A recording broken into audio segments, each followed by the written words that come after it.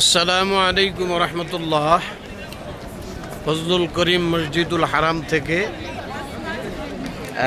ছোট্ট একটা ভিডিও করতেছি এই জন্য যে একটা বিষয় খুব আশ্চর্য হইলাম। সেটা হলো জুমার নামাজ পড়ে মসজিদের হারাম থেকে বের হইলাম।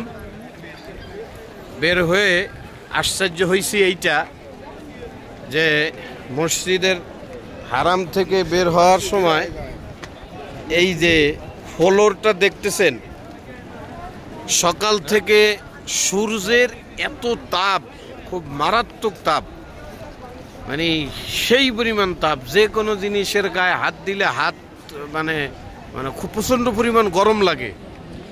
কিন্তু আমি আশ্চর্য হয়েছি, জুম্মার নামাজ পড়ে যখন বেরোলাম, এই যে ফ্লোরটা দেখতেছেন, এই ফ্লোরটা মারাত্মক ঠান্ডা। আল্লাহু আকবার, মানে আমি আশ্চর্য হয়ে গেছি যে এই যে ফ্লোরটা দেখতেছেন, হ্যাঁ, এখানে মনেই হয় না যে সূর্যের আলো লাগছে, অথচ সূর্যের তাপে পুরা মারাত্মক অস্থির অবস্থা। হ্যাঁ, কিন্তু এই ফ্লোরটা এত ঠান্ডা।